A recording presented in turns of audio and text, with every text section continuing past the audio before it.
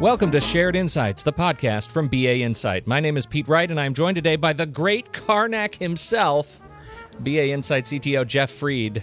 Howdy, Jeff. You are really dating yourself with the Karnak reference. Yeah, you have to be. We have to be men of a certain age to get that. Is that right? Yes, absolutely.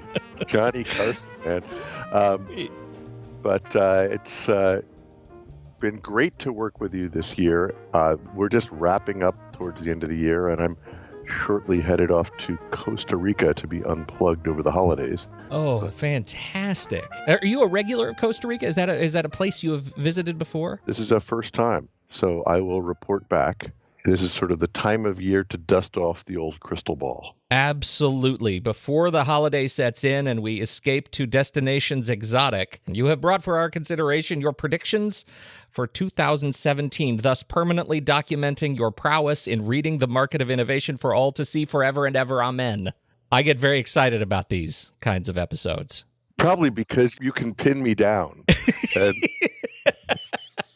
On that note, I feel like we're doing ourselves a disservice. We should have done this as more of a draft and actually assigned points and laid odds to this. I think we could do that better next year. Okay. In light of pinning you down, we should really set the table stakes here, do a bit of a recap. Since this is our first time doing this, the first time our listeners have heard your prognostications on this show, what's your track record for predicting future trends? How often do you dip your toe into these waters? I have to say, I take all of these things with a giant tub of salt, but since I've been in a position where people have started expecting me to know the future, I've done this as a sort of an annual habit. And at BA Insight, that's really been only the last 2 years. I had a set of top 10 predictions for 2015 and a set for 2016, and here we are in 2017. Previously, they've been blogs or things of that sort. So this is the first time in this podcast format. Okay, so in terms of where you have come from in this, how did you do in 2015 if you match your predictions to what happened? Well, I just went over that I made myself a little spreadsheet, and I looked back at my top 10 for 2015, and I guess technically I'm at 80%, 8 out of 10. 5 of them happened as predicted within the year, and 3 happened but a little bit more slowly because I have the 2016 time period to also look at. 2 didn't happen, and 1 I've just given up on, which is a prediction that digital assistants will cooperate with each other. I had perhaps a hallucination that Siri and Echo and Cortana would start exchanging data and be able to talk to each other on our behalf. That has not happened, and probably won't. So I've dropped. Yeah, no, I think hallucination is probably the right way to describe that. Yes, but I did take, what I've been doing is taking the things that are still alive and rolling them in. So for 2016, on my little scorecard, I got a 90%, 9 out of 10. Nice. 3 of these were things that carried over from the previous year. And you could say that by dropping my hallucination, I skewed the odds in my favor. Okay, so you're both showing yourself as being reasonably talented at this game, and that you cheat. Yes, absolutely.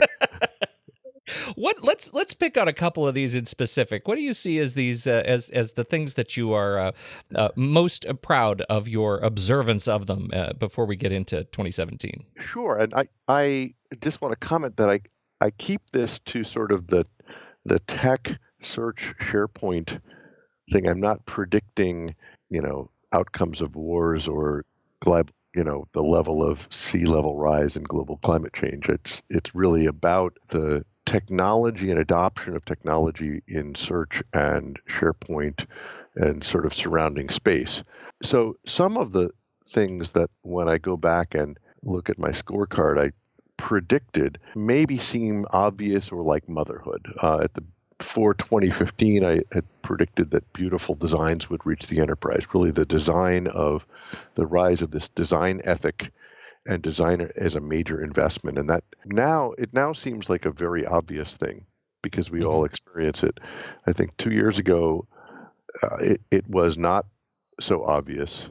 But now I see companies often that have a designer to developer ratio that's close to 1-to-1, which astounds me. Even more than that, you'd see, more than that, the just design, the human interface investment, right? People who Yes.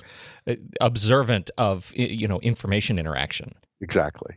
And, within 2015, there was a big news in the industry of Apple and IBM hooking up to make enterprise apps.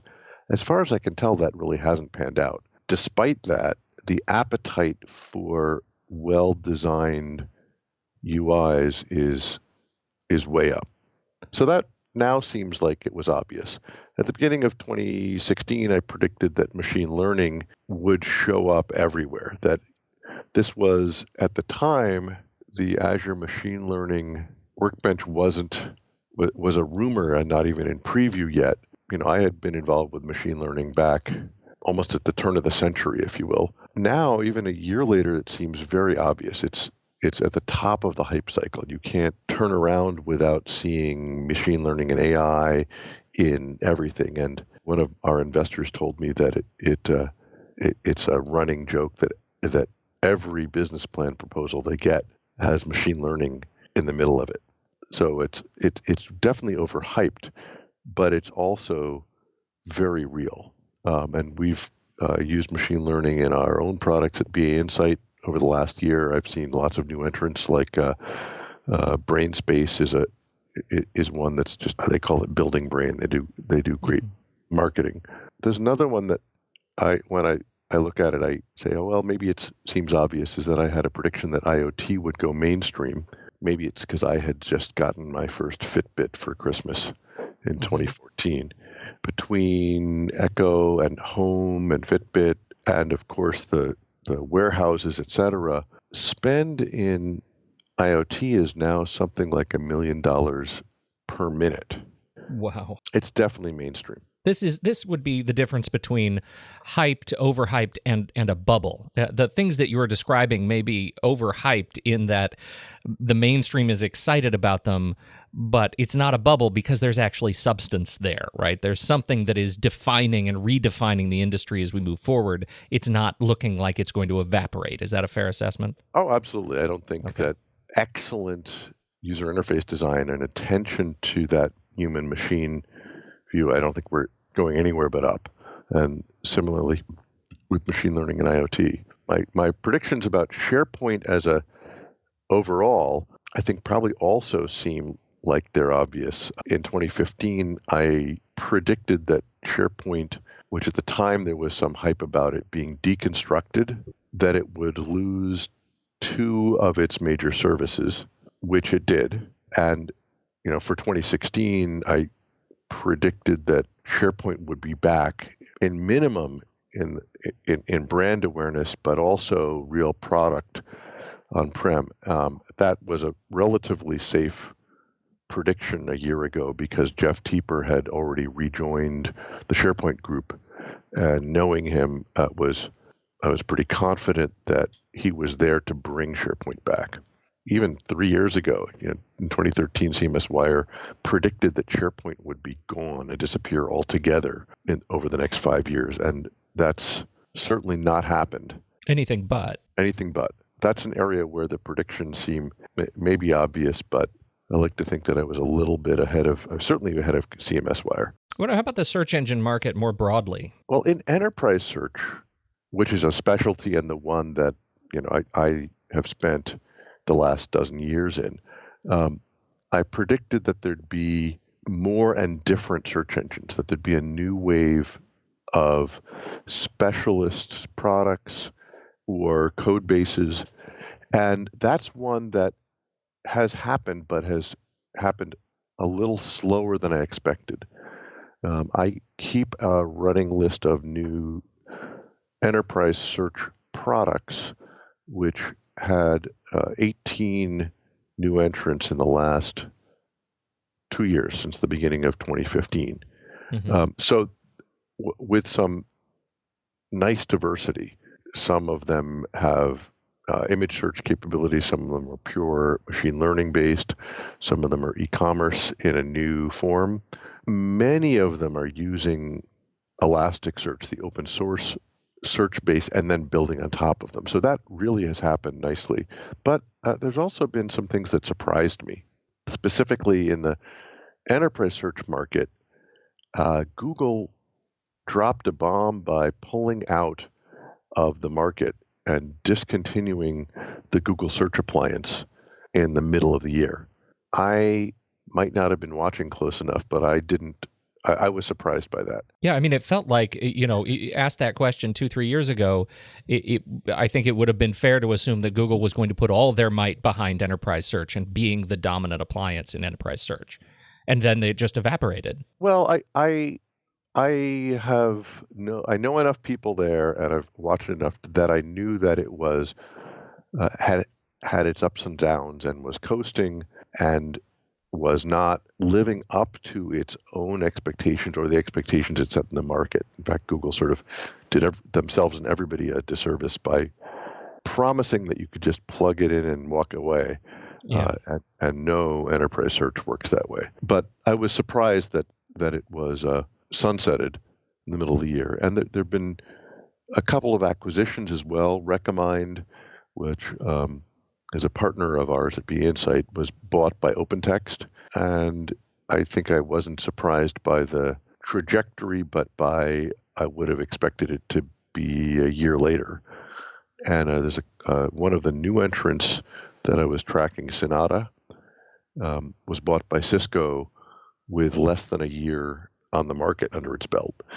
Those were both things I wouldn't have predicted. Similarly, a couple of the vendors, Ativio and LucidWorks, that had gotten themselves in some trouble by, if you will, being overcapitalized, taking too much money, and then having management shakeouts as a result, and having you sort of get yourself into a tight corner. They've both come out the other side with recapitalizations, with people, yet another wave putting yet more money in, which I'm glad for them, because it keeps them going in the market and lets them sort of right the ship. But that's not something I would have predicted. So there were surprises locally within the search engine market, and therefore I think my 9 out of 10 track record for 2016 is cheating, both in a little tweak of something that I didn't carry over from the previous year, and also, a couple of surprises that I might have, if I had been really prescient, put on the scorecard. How about in the Microsoft sphere? You got a couple of surprises there, including the LinkedIn acquisition was a surprise for you. It was, and there are probably people that have a cleaner crystal ball than I do that saw that coming, because there were rumors, but I discounted them. I think the big one for me is that Dynamics is coming on strong. This is not a new thing. It's sort of the third time around, but Dynamics 365 came out in 2016. There's a strategic partnership with Adobe as well as the LinkedIn acquisition. And we've started working with Dynamics 365 at BEinsight, so watch this space. I'm quite impressed with it technically, including some of the recommendation engines and the customer insights, et cetera. From a market perspective, I mean, Microsoft is still number 4, so they're well behind Salesforce. But I'll actually make a prediction as we get to it that Dynamics will gain 10 points of market share on Salesforce in 2017. So it's my bet is on the Dynamics side, despite my admiration for Salesforce as a company. All right, and before we get into more of the specific transformations, what are the sort of notable trends that you're watching that help define the predictions that you're about to lay out for us? Yeah, sure. There's a few, and these are so broad brush that I won't call them predictions at all. They're well known in the industry that there's a really strong trend towards more intelligent systems. As you know, I'm a member of the Cognitive Computing Consortium, mm-hmm. and the sort of series that we've done around the intelligent intranet, both in podcasts and other material, which is sort of a nascent idea, but also all of the artificial intelligence, that's a huge trend in that area. There's a huge trend in security, similarly, and in digital transformation, people really trying to change their businesses in a significant way through a new wave of computers and digital media, if you will. So that and sort of the inexorable march to the cloud is what I'd call it. That the move to the cloud has been a trend now for 6 years, 7 years, and it's still moving on very, very strongly. Is it at this point a trend or a foregone conclusion? All of these at some level are foregone conclusions. Yeah. Just a matter of what the pace is. Yeah.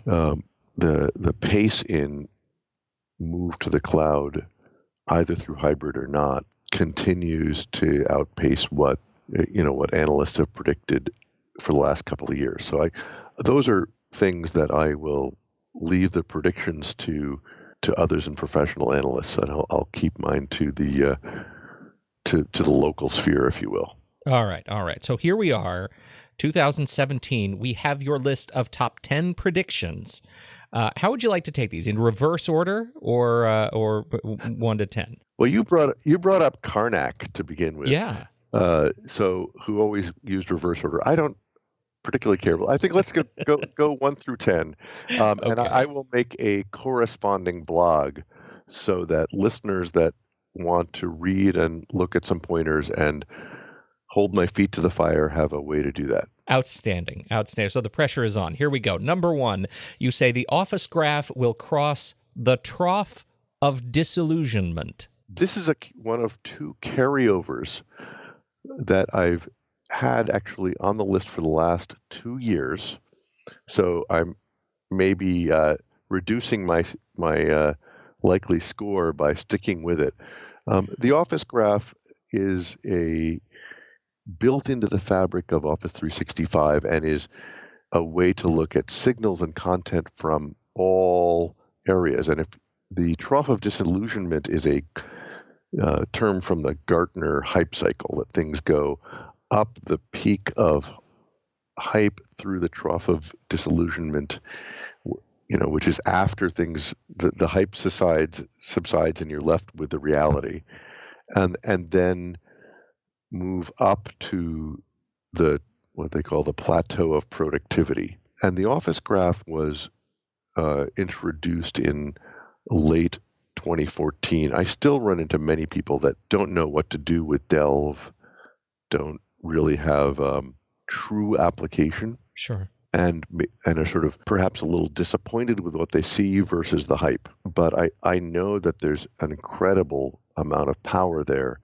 and it's an area that folks, especially the folks in Microsoft Norway, keep working very hard at this. So I think in 2017, this really will happen, and there'll be clear evidence that we're in the plateau of productivity more than right now. I think the telemetry I was told is about 11% of users use Delve at least once a month.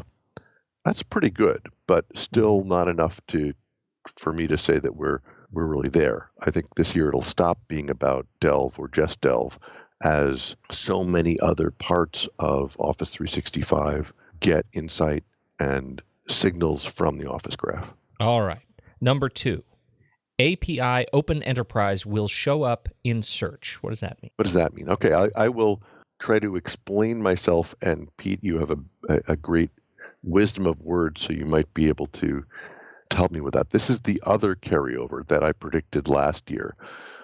There's a notion of an open enterprise, which is companies and services show up through other services in a very ad hoc, open way, sometimes called the API ecosystem. So, for example, you can, through a Starbucks app, buy things from other companies or see information from Dow Jones when you're in somebody else's application. Oh, this is me ordering my next Uber directly from the Maps app on my iPhone. Yes. It's sort of federating those sorts of services. That's the analogy in the consumer land. And in the enterprise, that kind of mashups and services showing up through other services is happening a bit. My prediction that it will show up in search is sort of I used to call this the active applications, that as you're exploring information or trying to find things,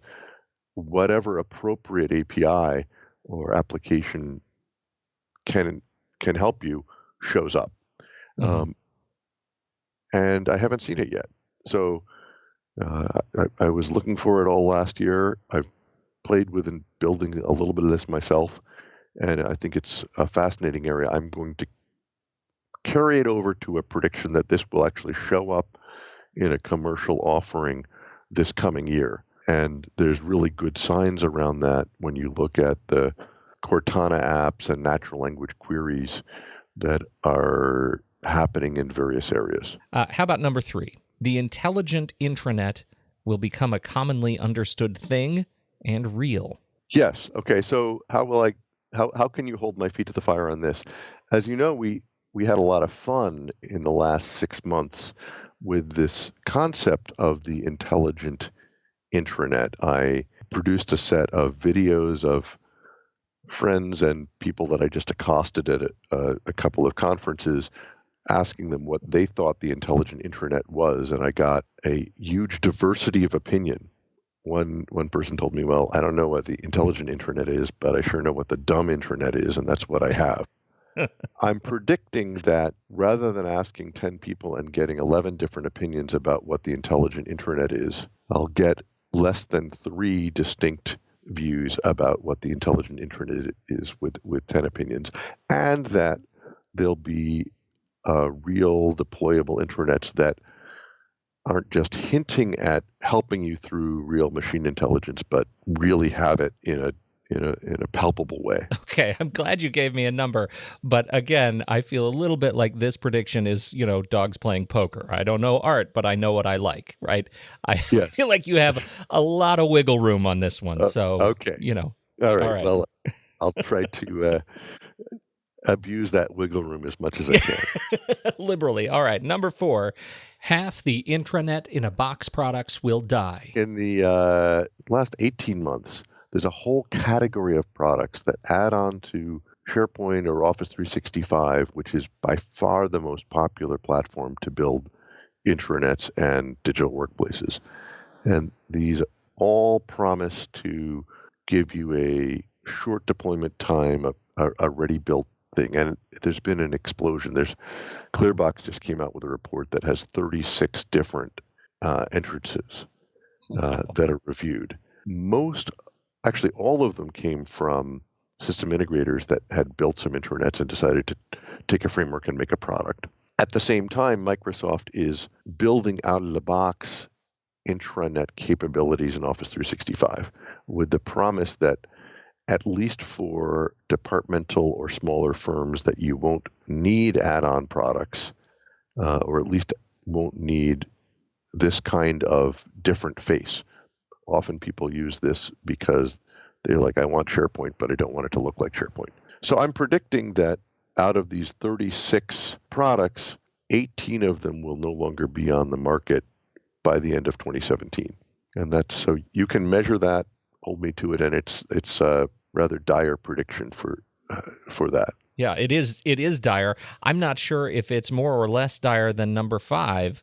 Teams and Facebook Workplace battle will hurt Slack and kill Jive, but Yammer won't die. If you, as a listener, aren't familiar with Teams and Facebook Workplace, these are 2 collaboration things that both came out in the last 2 months. Facebook Workplace is a new offering that basically gives you a Facebook-like experience at your work.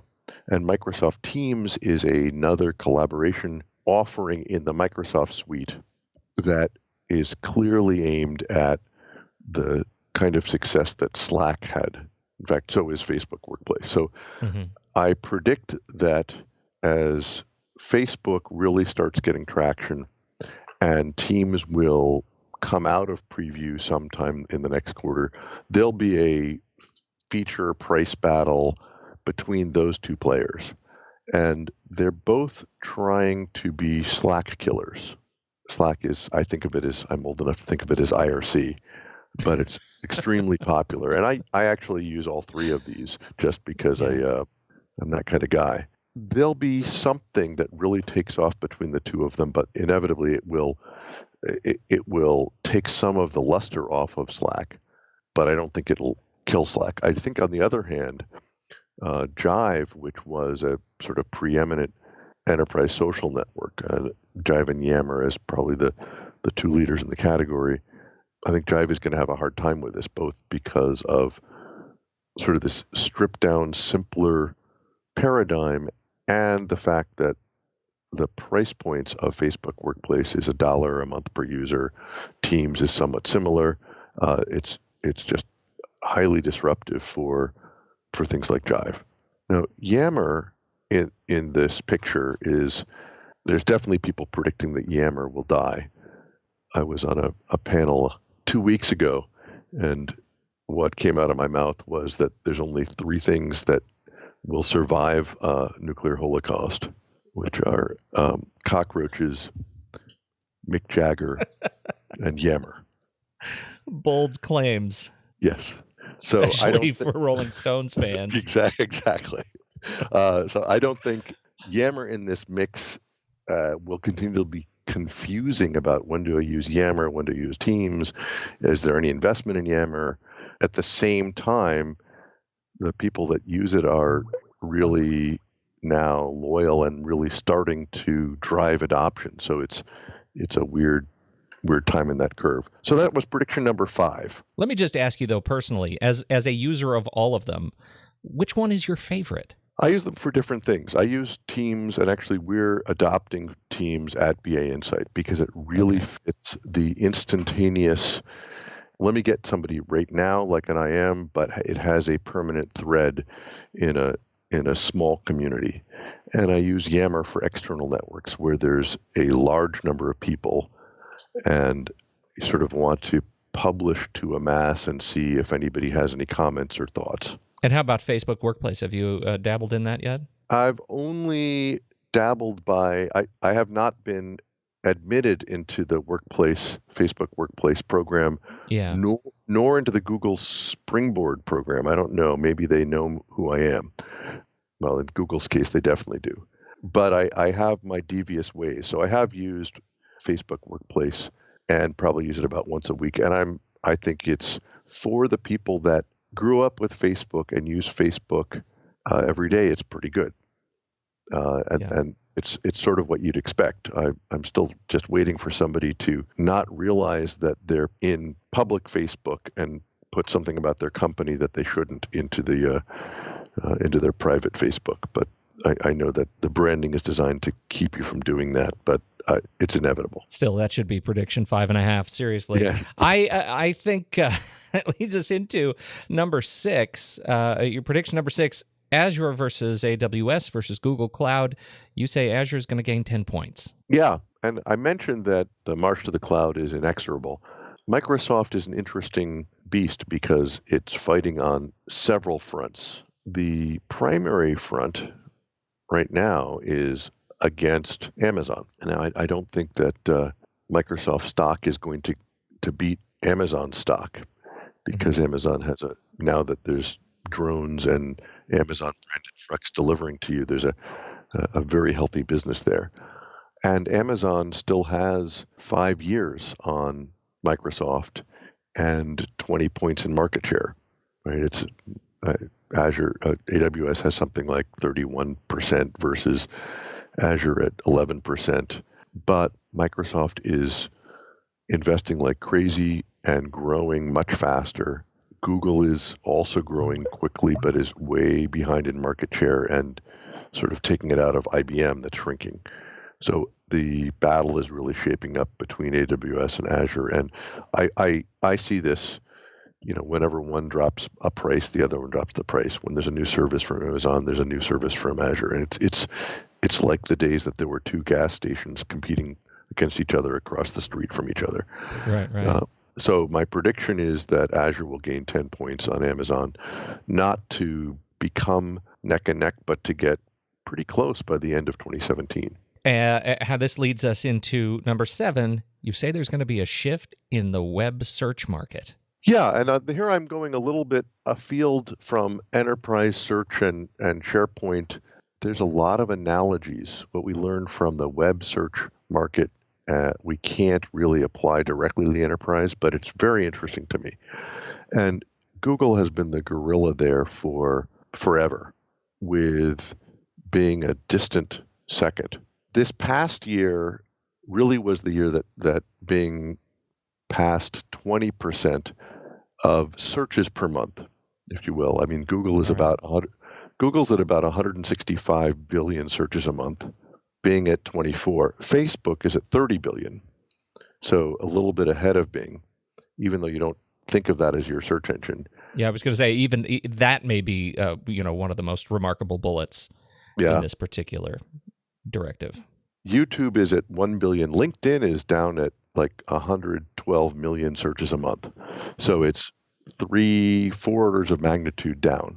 Ads and privacy are a huge trend in that market, and the ads are what drives the business.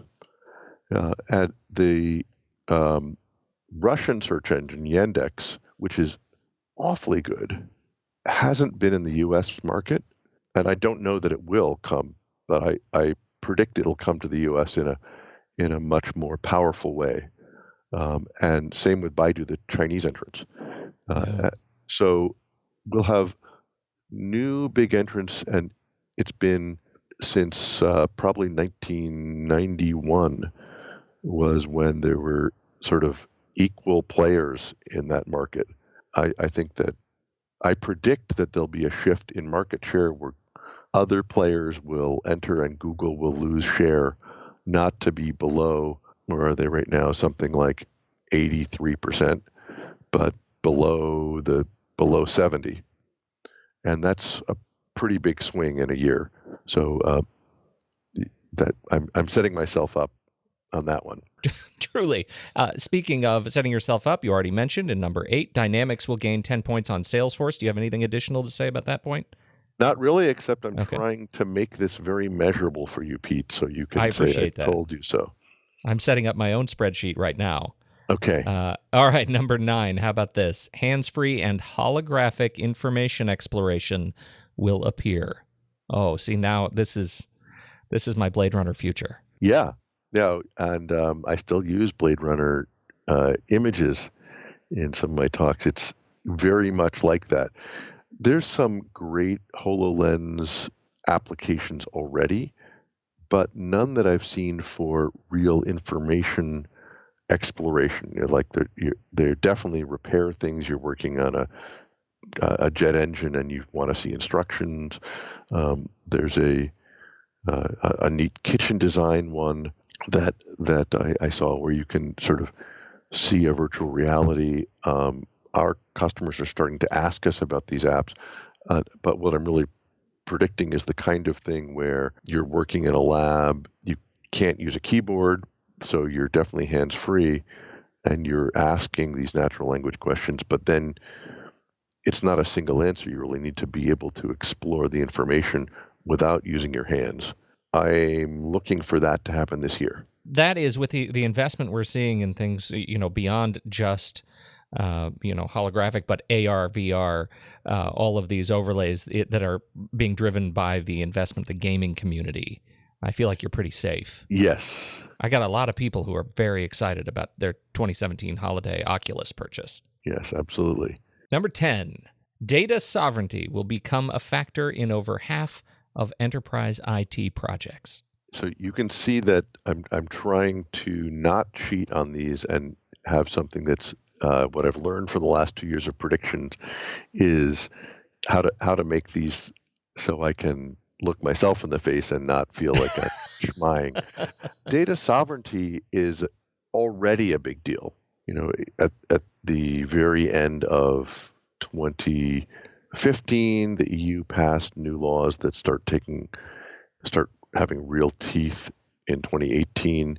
The thing called the GDPR, Data Protection Directive. The U.S. just a couple months ago amended their Rule 41, which is about what can you seize, et cetera. So these information export and data residency, data sovereignty, things that are already in the air, including a lot of news from Russia and China. If you're keeping information about Russian citizens, there's a mandate that has to be in data centers in Russia. And so it's become location. I think that the cloud vendors are addressing this by getting data centers in particular locales. But if you have an enterprise and you're trying to operate globally, this is going to become a big problem this year. Right. The politics, despite trying to stay away from politics in my predictions, I think you look at Brexit, you look at the elections in the U.S. with Trump and upcoming elections in Europe and things becoming more local. There's going to be new laws and a whole new wave of confusion and difficulty in some of these projects. I was really surprised at the same panel I talked about cockroaches, Mick Jagger and Yammer in.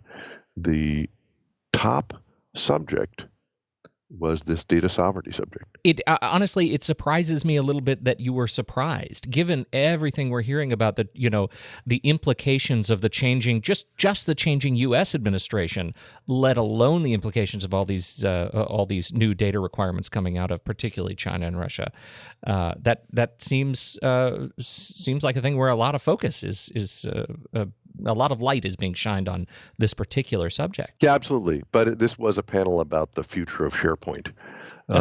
Noted. Maybe that is the surprise. I hear that. This was a panel about cupcake delivery. So, yes, that surprised us. Exactly. So that's my top 10. And there's a lot of other things I would love to roll met, but I'm limited to 10. So there's no room for things like Splunk's future or the rise of blockchain or analytics. But I think that 10 is enough. 10 is enough. Appropriately divisive and a dash political. I appreciate this list, and we will. I think it's fair to say we're going to come back around and do this in 2018 and see just how well you do. Jeff Fried, thank you so much for your time today, and happy holidays. Happy holidays, and for listeners that are catching up on this over the holidays, I hope you have a wonderful, wonderful time. If you're hearing this in January, then you can look back at a wonderful time. Absolutely. On behalf of Jeff Fried, I'm Pete Wright, and on behalf of everybody at BA Insight, we sure appreciate your time and attention subscribing and downloading this show. And we'll catch you in 2017. Thanks, everybody.